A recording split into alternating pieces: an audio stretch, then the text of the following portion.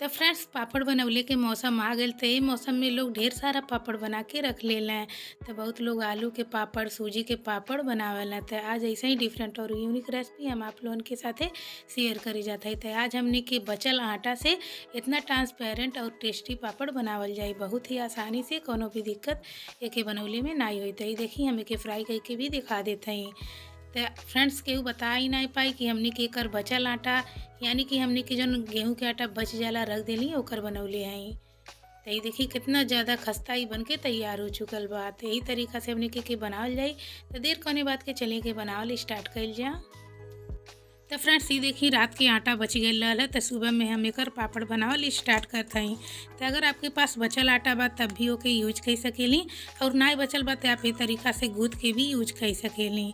तो फ्रेंड्स अब हमनी के मन तेल या नमक मिलवले के कोनो भी ज़रूरत ना बा। तो सबसे पहले हमनी के लेवे है एक बड़ा सा बाउल।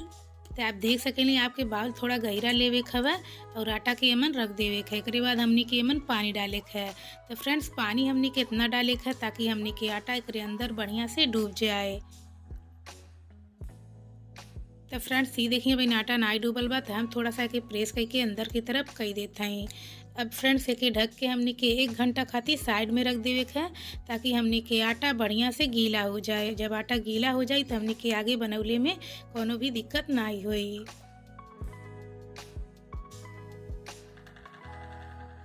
तो फ्रेंड्स ये देखिए 1 घंटा हो चुकल बा और हमनी के आटा जो है बढ़िया से फूल चुकल बा। तो फ्रेंड्स अब हमनी के यही पानी में के बढ़िया से मसल के मिक्स कर देवे है।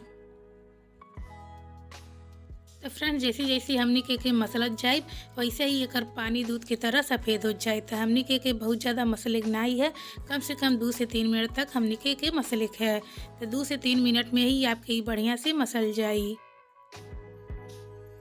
तो फ्रेंड्स ये देखी हमें के बढ़िया से मसल लेल बाटी और हाथ में हमरे जौन देखत हई ये गेहूं के बारीक वाला छिलका है जेके हमनी के चलनी से भी चालीला तो ना निकलेला। तो एके हमनी के अब निकाले है। तो फ्रेंड्स एके छाने खातिर हम यहाँ पर बाउल ले लेल बाटी। बाउल के ऊपर हमनी के तरीका से छन्नी लगा देवे है और ऊपर से एक कपड़ा भी लगा देवे है। तो फ्रेंड्स कपड़ा लगौले से हमनी के आटा में जो गेहूं के छिलका होला वो भी निकल जाई और हमनी के छन्नी भी बिल्कुल क्लीन रही। ऐसा ही आप एके छान देव तो छन्नी में सारा गेहूं के कड़ जौन बा फंस जाई। तो छन्नी भी धोले में आपके बहुत ज़्यादा दिक्कत होई और कपड़ा के ते आप ब्रश मार देव तो साफ़ हो जाई। तो ये तरीका से आप छानब तो आपके 2 फायदा रही, हमनी के गेहूं के छिलका भी निकल जाई और हमनी के छन्नी भी बिल्कुल क्लीन रही। तो फ्रेंड्स चम्मच से हमनी के बिल्कुल यही तरीका से चलावे है ताकि एकर जौन सफ़ेद वाला पानी बा वो नीचे निकल जाए और एकर जौन चोकर बा यानी कि गेहूं के छिलका ही अलग निकल जाए।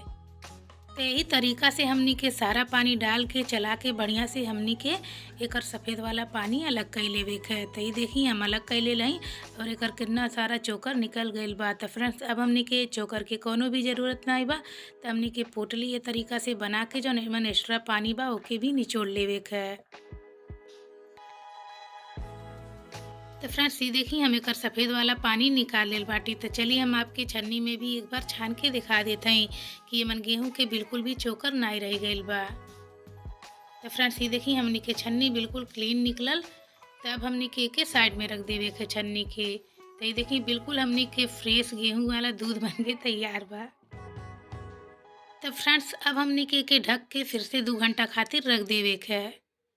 तो फ्रेंड्स ये देखी 2 घंटा हो चुकल बा और एकर पानी बिल्कुल ऊपर आ चुकल बा। एकर वाइट वाला जौन पोर्शन बा वो नीचे की तरफ बैठ गई बा। तो बर्तन के हमनी के बिल्कुल भी ना हिलावे है, धीरे धीरे एकर ऊपर वाला पानी निकाल लेवे है ताकि हमनी के जौन एकर वाइट वाला पोर्शन बा ओके अलग कर सकी। तो फ्रेंड्स ये देखी हम एकर वाइट वाला पोर्शन अलग कर ले लाई। यही से हमनी के पापड़ बिल्कुल ट्रांसपेरेंट बन के तैयार हुई। तो फ्रेंड्स आप देख सकेली बिल्कुल लिक्विड की तरह बन के तैयार भइल बा। तो अब हमनी के यहाँ पर 4-5 काली मिर्च ले लेवे है और 2 ठे लाल मिर्च एके हमनी के बढ़िया से क्रश कर लेवे है। एके क्रश कैले के बाद फ्रेंड्स हमनी के एमन डाल देवे है। अगर आप काली मिर्च के स्किप कर चाहते हैं तो स्किप भी कर सकेली। 1 पिंच हमनी के जीरा डाल देवे है और फ्रेंड्स अगर आप हरा धनिया भी एमन कट के डालल चाहते हैं डाल सकेली। स्वादानुसार नमक डाल देवे है और बढ़िया से एके मिक्स कर देवे है। तो फ्रेंड्स आप देख सकेली हमनी के पापड़ बनाए खातिर मिश्रण बन के तैयार हो चुकल बा। तो फ्रेंड्स 1 कटोरी आटा से आपकी 1 कटोरी ही मिश्रण बन के तैयार हुई। तो जितना आप बनावल चाहते हैं वो हिसाब से आप मिश्रण तैयार कर सकेनी। तो फ्रेंड्स सब हमने के एक थाली लेवे का और ओमन तेल लगा देवे का। तो थाली आपके एकदम फ्लैट लेवे का, बिल्कुल भी खाल ऊँच न रहे थाली में, एकदम बराबर रहे थाली। तब हमने के तरीका से बैटर के डाले का है। तो फ्रेंड्स अगर आपके बड़ा पापड़ बनाए के बाद तो आप बड़ा भी डाल सकेली और छोटा बनाए के बाद तो आप छोटा भी बना सकेली। तो जैसन साइज आप एक रखल चाहते हैं रख सकेनी। आधा आधा करछल हमने के डाल के तरीका से करे खवे तो ये मीडियम साइज के पापड़ बन के तैयार होई। तो फ्रेंड्स आप देख सकेली हमारे थाली में 4 पापड़ आ चुकल बा। तो आपके थाली में जितना पापड़ आवे आप डाल सकेली। तो फ्रेंड्स आप देख सकेली हम यहाँ पर कढ़ाई में पानी गर्म होके खातिर रख दिल रही हैं।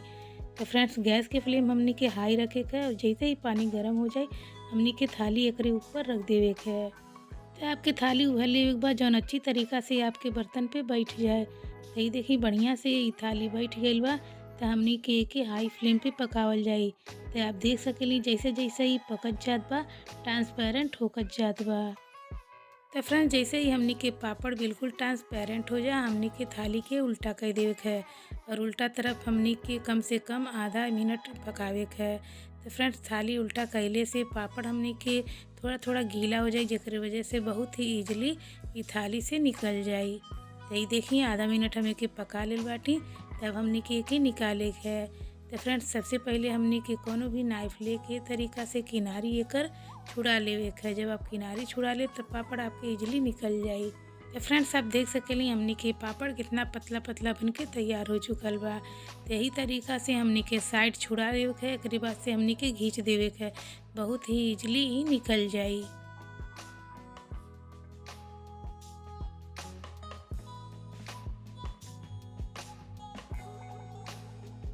सारा पापड़ निकलने के बाद फ्रेंड्स हमने के फिर से थाली के अच्छा से क्लीन कर देवे के है और एक बैटर डाल के बिल्कुल सेम प्रोसेस से सारा पापड़ बना के रेडी कर लेवे के है।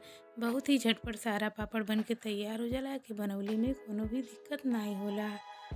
तो फ्रेंड्स आप देख सकेली ये पापड़ भी बिल्कुल ट्रांसपेरेंट हो चुकल बा। तो आधा मिनट खातिर हमने के उल्टा कर देवे के ओकरे बाद हमने के थाली से निकाल लेवे के और साइड छुड़ा के हमने के कोनो भी प्लेट या थाली में रख देवे के। तो हमने केक के ऊपर एक पापड़ ना रखे के, थोड़ा दूर दूर ही रखे के। तो फ्रेंड्स आप देख सकेली हम यहाँ पर पॉलीथीन ले ले आटी और यहीं पे दूरी दूरी रखत हैं। तो फ्रेंड्स अब हमने के सुखावे के धूप में। तो धूप में रख के अगर धूप तेज बा तो एक दिन में ही आपके ये पापड़ सूख के तैयार हो जाई। शाम तक आप एके छान सकेली या फिर कम से कम 2 दिन आपके के सुखावे पड़ी। तो फ्रेंड्स आप देख सकेली हम एके 2 दिन बढ़िया से सुखा लेल बाटी धूप में। तो ये कितना अच्छा पापड़ हमने के सूख चुकल बा, देखने में कितना अच्छा लगता और बिल्कुल ट्रांसपेरेंट दिखता। तो फ्रेंड्स चलिए हम आपके फ्राई करके भी दिखा देते हैं। तो आप देख सकेली हमने के पापड़ कितना छोटा रहला और फ्राई भइले के बाद कितना बड़ा पापड़ तैयार होता। तो फ्रेंड्स ये देखने में जितना प्यारा लगता खैले में भी उतना टेस्टी लगेला और बहुत ही कुरकुरा बन के तैयार होला। तो फ्रेंड्स कैसन लगल आज के रेसिपी हमें कमेंट करके जरूर बताइए। रेसिपी अच्छा लगा लोग तो नीचे एक लाइक के बटन बा आपको के जरूर प्रेस कर देव। चैनल पे नया बाटी ऐसे ही डिफरेंट और यूनिक रेसिपी देखल चाहते थे हमारे चैनल भोजपुरी रसोईयन ब्लॉग के आप लोग जरूर सब्सक्राइब कर ले। तो फ्रेंड्स फिर मिले जाए अगली वीडियो में कोनो नई रेसिपी के साथ। तब तक के लिए बाय बाय, टेक केयर।